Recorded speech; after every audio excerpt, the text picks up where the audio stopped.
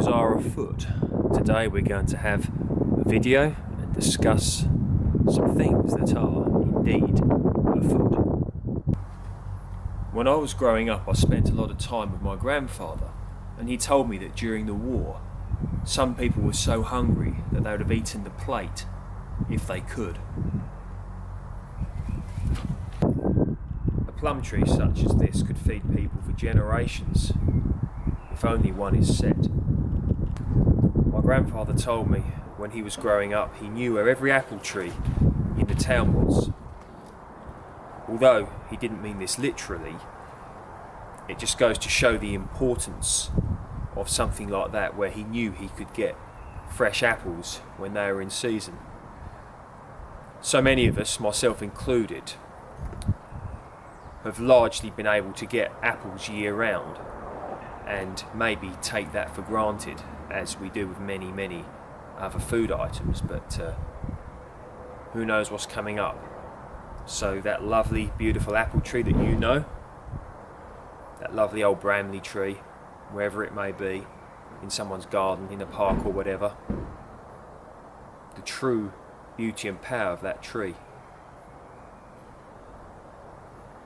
is to be appreciated.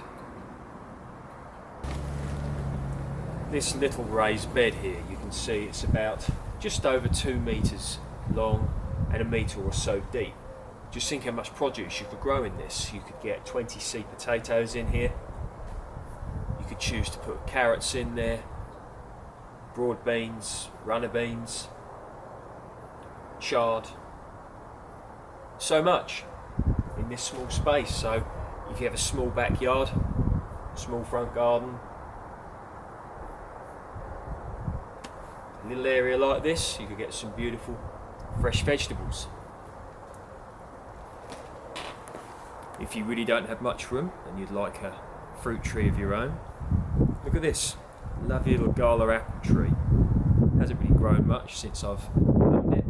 Lovely tree, gives some beautiful apples, lovely sweet crunchy apples, and you can see that it doesn't have to take up much space. You can do research into root stocks. You can also grow trees in containers or pots as well. It doesn't have to be a massive tree. There's so much information out there. You want to grow your own fruit trees and you don't have a big garden, something like this, or even in a pot or a container. How about that then, eh? The amount of available land is getting less and less. The housing estates are becoming more and more numerous. The farmers need space to grow their own food, and there's lots of people to be fed. However, in your backyard, you can do a bit towards feeding yourself and your family and your friends, society in general. How powerful is that? You can learn propagation techniques such as tree grafting and how to root cuttings, great tools that you can use to help create your own backyard orchard or vineyard on a budget. This grapevine here, variety Lakemont seedless, I propagated this myself from a cutting a few years ago. Starting to bud up now, should be leafing out soon, and hopefully we'll have a very nice propagated for free, and should be loaded with some beautiful bunches of honey sweet grapes this year. If you have a little bit more space, you can set yourself some potatoes, a big vegetable bed such as this. Put in it what you want. Beetroot, brassicas, squash, courgette. So much. Watch it grow. Watch it yield. Harvest a beautiful crop.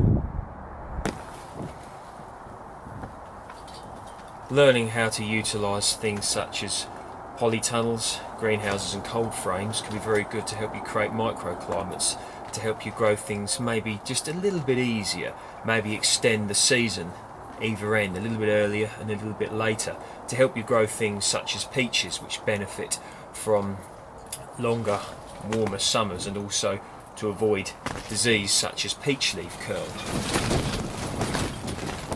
Very good tool to have. So we're at a time which could be described as pivotal, and I've set myself a goal of growing 5% of the food that I eat. Now I know for everybody this is not achievable. For example, if one lives high up in a flat and doesn't have a garden, it may be far harder for someone like that to achieve this goal. It's got to be adjusted for every circumstance and everyone who wishes to have a go at it.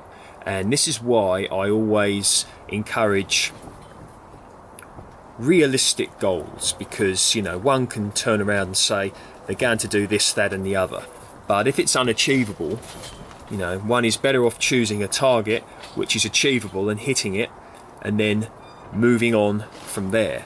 So if that means a few tomatoes on a windowsill or some salad leaves or whatever, that's it.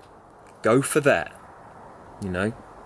Small goals, achievable goals, not saying this, that and the other that's unachievable.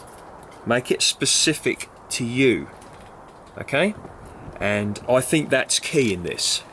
So let me know, if you wish, in the comment section below what you're having a go at growing this year, and I hope everybody out there is doing well.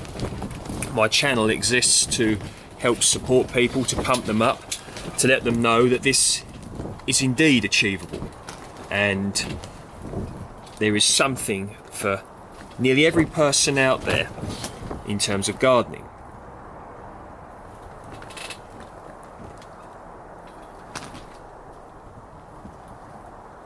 See you next time.